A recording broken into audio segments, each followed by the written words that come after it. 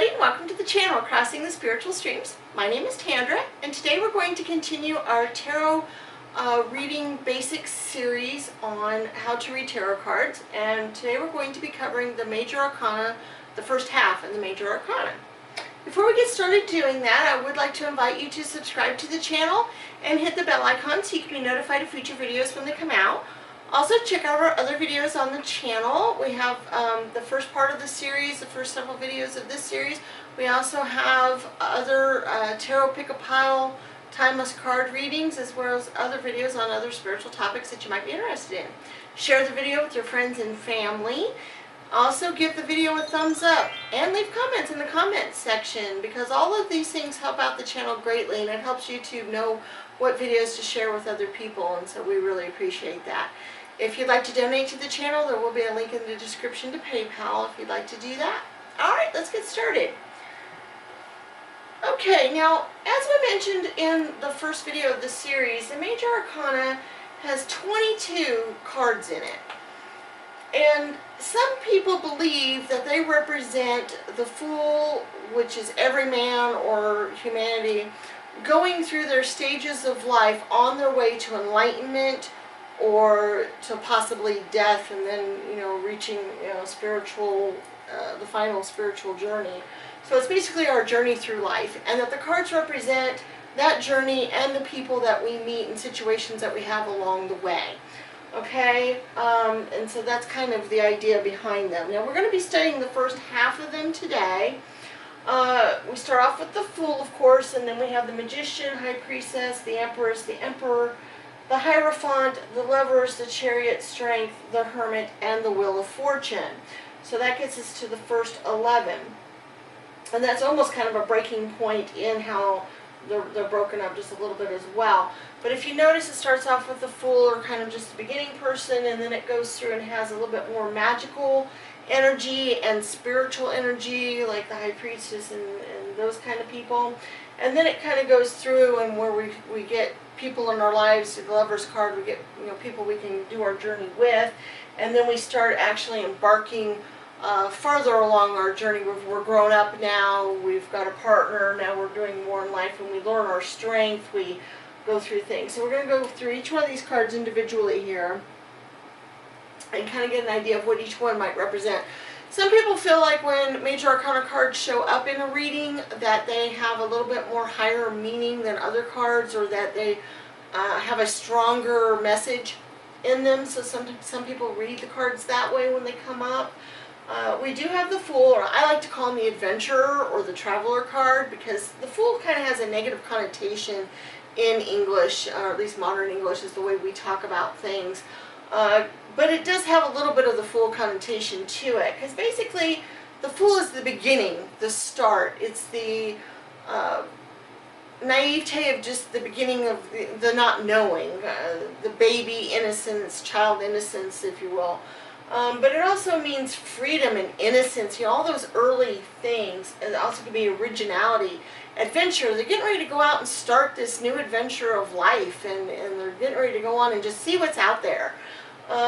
They could be idealistic because they don't know much of what's going on yet. It's full of spontaneity. They can be kind of reckless and careless, and so that's kind of the Fool energy if you think about the Fool that way. They may not know exactly what they're doing because they don't know what's good and bad, and so they're like, hey, we're just going to go on and do it. They can be very excited, but they have infinite potential, because when you're first starting out in life, a newborn baby, a new little child, they have the world's at their fingertips. They have great potential. You don't know where they're going to go, where they're going to start, and that's kind of where the Fool energy comes from. In the traditional card, it usually shows somebody with their vagabond pack on their back. They usually have a dog with them, maybe nipping at the heels, sometimes just going along beside them. They're getting ready to go off a cliff quite often. That's kind of the doing foolish things, or being right on the edge. You're just not sure what's going to happen. You might be able to fall off, the cliff, because you're not being very careful. Sometimes the dog is nipping at their heels a little bit, so it might show a warning of, hey, watch out, watch where you're going, watch what you're doing. Or it could just be a loyal companion on their side to help them go through this journey, to help help lead them the way. This particular Fool card, he's in a circle and he's getting ready to go across a cliff, but it looks like he can actually make it because the circle is big enough it can actually bridge the cliff. So he's almost gotten smart enough to be able to find a way through it and not just fall off. So that's kind of the Fool energy there, just that young, adventuresome spirit, going out and seeing what life has to hold. Maybe being slightly reckless in where you're going, or maybe being a little bit blindsided because you may not know what's coming forward. But it's that whole excitement of the starting of the journey. Then we go on to the Magician card. Now, the Fool card I didn't mention. The Fool card is actually number 0 in the deck, which kind of confuses some people when they're trying to do the numbering system. So the Magician's actually the first card, the first number of the deck. And he represents willpower and desire and skill and ability and to manifest things. Because if you think about it, if you have a magician, he's able to manifest things and create things out of thin air. You know, use his magic wand and just create whatever he wants. He also has the ability to act as a go-between between the world above and the earth below. So basically, being a magician, he kind of has one foot in the ethereal plane and one foot on earth a little bit. So he's kind of a go-between between the two. He's kind of just, you know, where you can start out learning your journey of what's going on in the, you know, the upper levels, you know, heavenly type realms, but he also has earthly knowledge as well. He's full of infinite possibilities because this is, once again, the start of the deck, and he can manifest pretty much anything. And he has the power of desire and your potential. So if he shows up in a reading, it often will show that there's great potential. So if it's a love reading, it might be great potential for what's coming up in love. If it's career reading, that kind of thing. So it's all about what can be manifested. If he shows up, it often will show that you can create anything that you have, if it means you in the reading, because it might. It could mean that you can manifest anything you want with whatever the reading has to deal with. That kind of thing. Usually it shows the magician, he usually has an infinity symbol above his head, which kind of shows the earthly realm or being able to tap into that higher level of power. And he usually has his different accoutrements on some sort of altar, different swords, pentacles, cups. So he has kind of the representation of all the different suits of the deck. He usually has his magic wand in the air and he might be creating something. This one is showing a female magician with her infinity symbol. She still has her accoutrements as well on top. But that's kind of just showing the whole manifestation that you can create anything that you would like, and that he has that power to do that. Okay, and then we have the High Priestess, and so now we're getting into a little bit more of the heavenly realms and learning about those type of matters, dealing with spiritual matters. And so the High Priestess deals with that. And being the High Priestess, she has that feminine energy, so the intuition is very, very strong and important. Spirituality, of course, because this is the first spirituality card, that there's a higher power. It also deals with our inner voice, what we get from the universe, what our consciousness would tell us to do, rather than just our brain. She's also a mediator between good and evil. So, you know, she has that kind of energy going on with her. Also the negative and the positive, and lessons learned from both are important. So she kind of has that balance thing going on between the two of her. She has a good grasp of emotions and thoughts. So once again, it's kind of that dual energy. She's very emotional because of her intuition and all, but she also is very smart and kind of has a balance between the two. And she has a lot of inner knowledge, so it has to do a lot with what we know just innately, like what God or the higher realms or you know, the way we tap into the universe and what it can tell us, what we kind of just automatically know things, and then she kind of represents that. Generally, she is often shown with the pillars of good and light, or you know, justice and dark. You see how she has the pillars as the moon, but it has dark and light on both of the pillars, and on all of these cards usually represent that. So that it has to do with her balance of knowing good and evil and that kind of thing. Sometimes she has a book on her lap, which kind of shows her knowledge and what she knows about things and what she knows. The candles if there is candles or other things, or like the cat is in this particular one, that kind of shows the spirituality and the intuition and the inner knowing that you might have going through if she shows up. So, just know that the High Priestess, she's going to be the one that has, this one actually says Torah on it, which is ancient spiritual knowledge of that they use like in the Jewish religion and kind of thing. So they all just kind of show that good and dark knowledge between things, also the inner wisdom and knowledge that she might have in her intuition. Then we go on to the Empress, and so she's also a divine feminine figure. When she shows up in a reading, it has a lot to do with earthly matters or Mother Earth kind of energies. So it deals a lot with sensuality and fertility, because Mother Earth is kind of the abundance and bringing forth birth and life kind of thing. She's a very nurturing, it's a very creative card, so if it shows up in a reading, it might denote creativity of some sort. She's very much full of beauty and abundance, so she's another good abundance type of card. It deals a lot with nature, because like I said, it's the Mother Nature kind of card energy. And there's a complete love and harmony, because whenever we think of Mother Nature, we think of that all-embracing, encompassing love of Mother Nature. So this is kind of getting into the earthly realms and desires, but it's more from the nurturing, abundance, fertility aspect. Okay, and so quite often it's usually a pregnant woman sitting kind of almost on a throne or that kind of thing, or this particular one has a baby.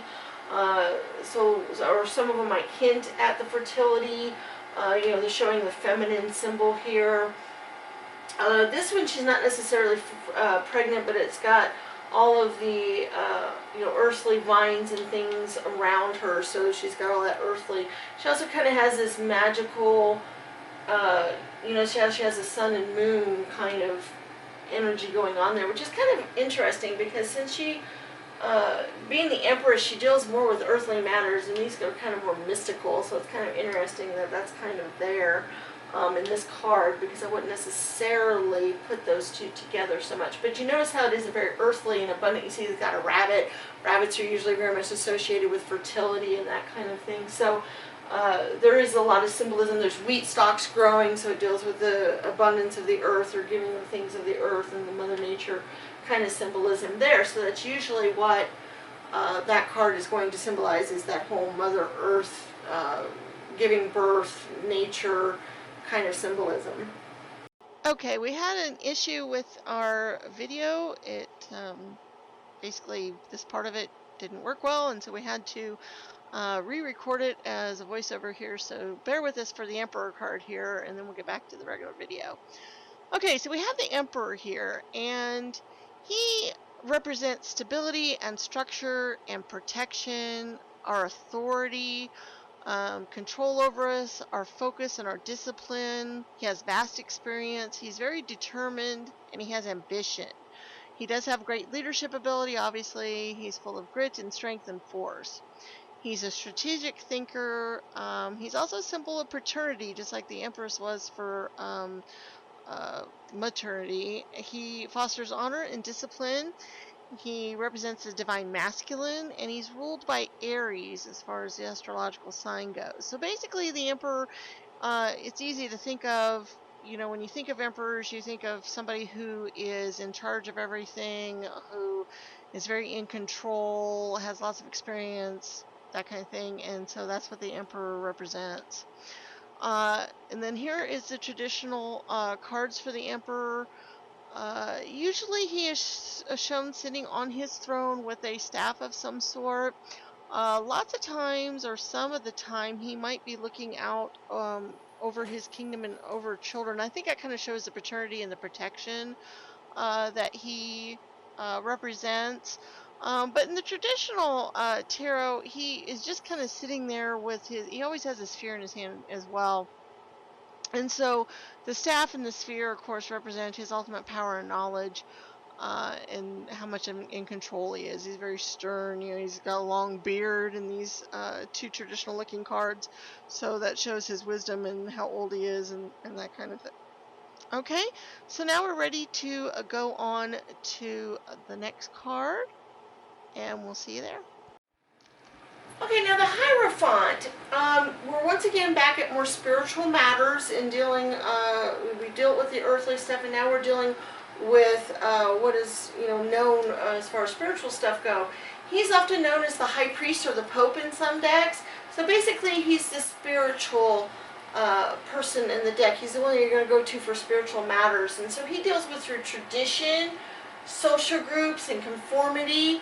If you think about it, the higher priests or popes or other leaders of whatever religion happens to be, they're the ones who are going to tell their congregations or their people how they should conform, what types of things, rules they should follow, so that they can all be moral and have a conformity type of deal. So he definitely deals with all those type of things. He also deals with our belief system, because remember, dealing with higher level things isn't what we can taste, see, hear, touch, those kinds of things. It's more of what we know in our hearts, our faith, what we believe in. So he deals with our beliefs and what we might believe in.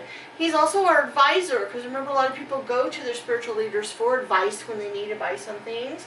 He's the keeper of the knowledge, which in a lot of traditions, the high priest of whatever religion would be the ones who know the knowledge, and they impart that down to the people, the whatever.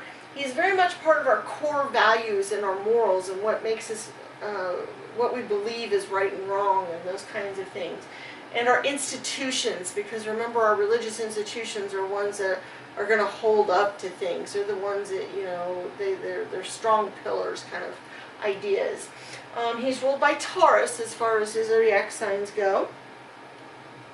Quite often he is shown on some sort of throne or authoritative kind of area where people can maybe come up to him and ask for that advice and that knowledge that he might have.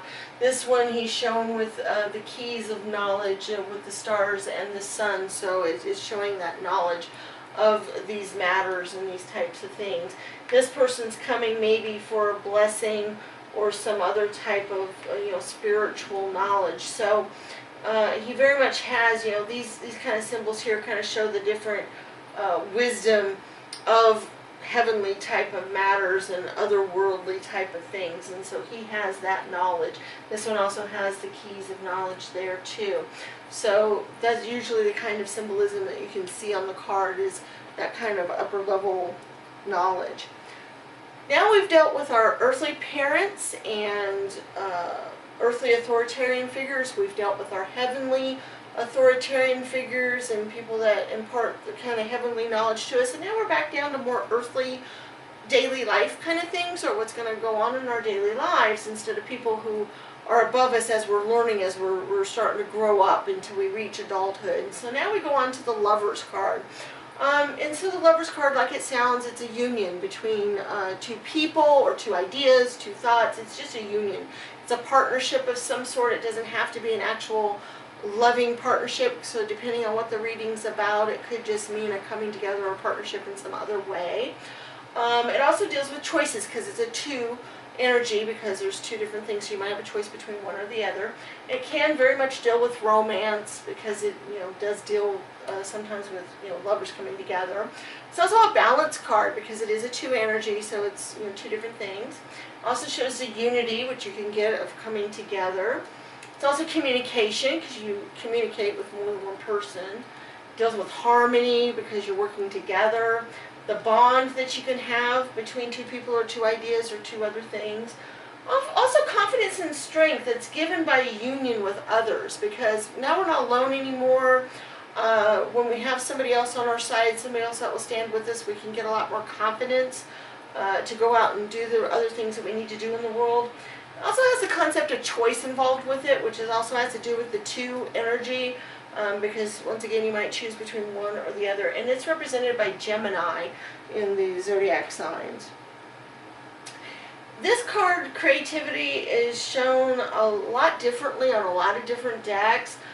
Sometimes it actually shows like just maybe two young lovers coming together.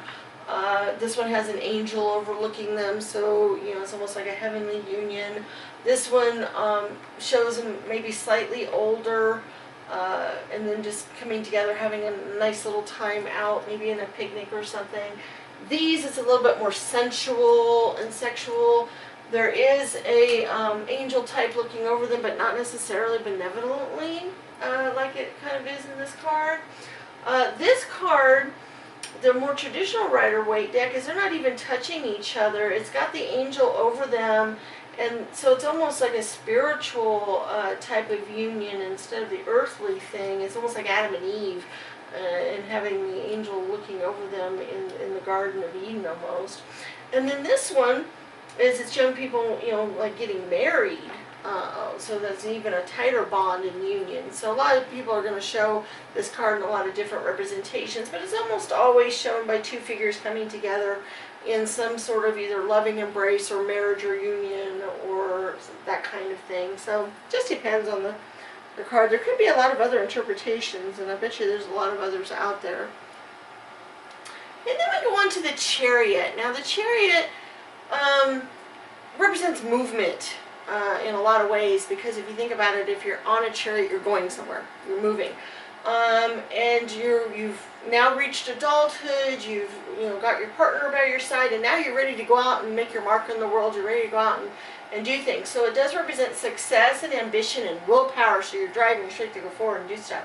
You can have control and self-discipline, because if you're a chariot driver, you have to have a lot of control to be able to control those horses and make sure you don't topple over. Those chariots are very, can topple easily and that kind of thing, so you have to have a lot of control to do that.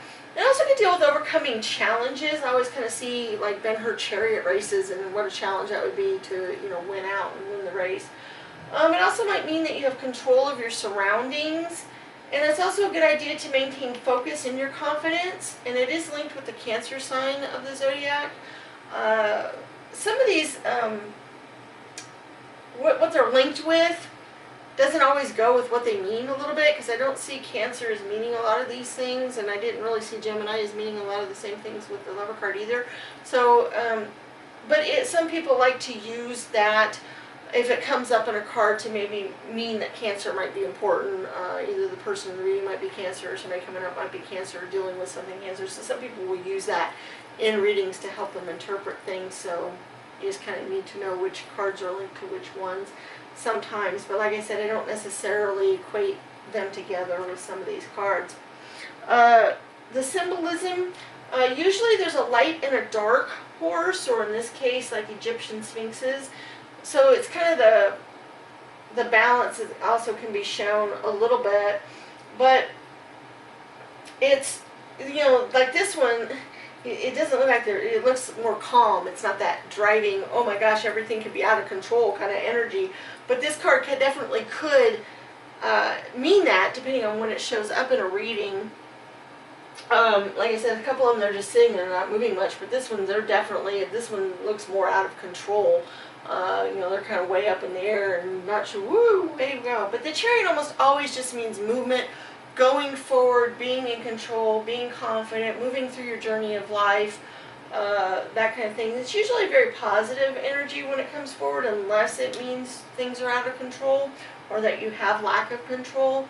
But it usually means, very much, hey, we're going forward, we're moving forward in whatever it is we're doing. Okay, then we go on to the Strength card. Remember, this is kind of the height of your lifetime now. You're kind of in your prime, your early 20s, 30s kind of energy. And so the Strength card, often like it sounds, it shows courage and bravery and confidence, but it also kind of shows compassion and being in control, that kind of thing. And we'll show that in the cards and what it's symbolized. But it also can mean calm, because you can be a calming, full of calm strength. It doesn't have to mean you're overpowering something. You're learning how to be strong without being overpowering necessarily, usually with this card. It also could mean patience, because that is a very strong type of, to have patience for things to come forward is a strength in of itself. You need that strength to be able to have that patience. That takes strength. It also can mean stability, or it could mean the lack of all these things if it goes on the more negative side of things, or how things might go the opposite way. But generally, it usually, can mean, confidence and bravery and all these things. It's usually represented by a woman and a lion, or quite often represented that way in some way. And usually she has tamed the lion.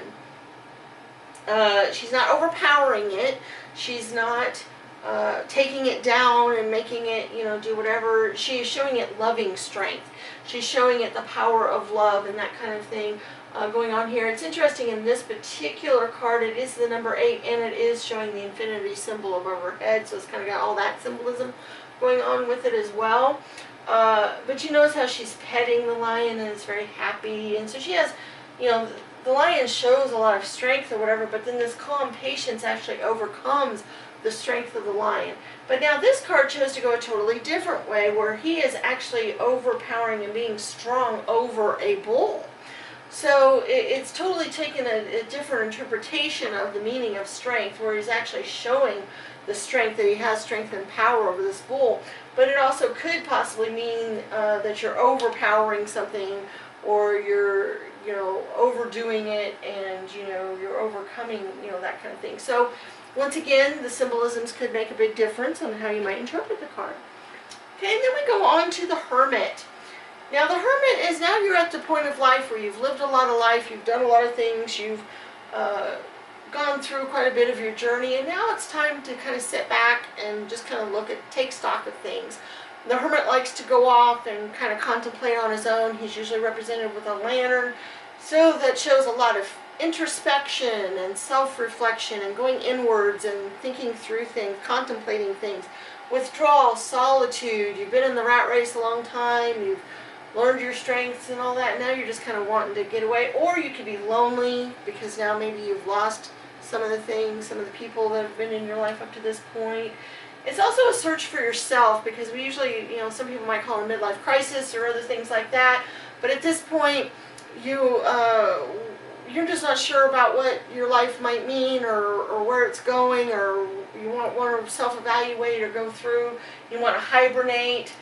It also could mean your commitment to your goals at this point, and enlightenment, because that's what the lantern represents, is that because you've gone in and you've looked at yourself more, you're now learning more, and now you might have enlightenment and know where you need to go next. So it shows wisdom. It could also represent the mentor. I think of the Obi-Wan in Star Wars. He was kind of the hermit. He was the one off on his own, contemplating after the wars and things he'd gone through, and then he was Luke's mentor. And so he can mean that. So I think of him that way as well. Like I said, he usually has a lantern of some sort, shown in pictures. He quite often is out in some desolate area, off in the woods or on a cliff, or out in a very desolate area. But then once again, we've got some symbols here that might show his knowledge, or that he's gained some knowledge. He might be a wizened old figure. In this case, it's a younger woman actually. But basically it just shows that by introspecting and going inwards, you can learn more about yourself and where you're going in life. And it might mean that you need to do that as well. Okay, and then we get to the Wheel of Fortune.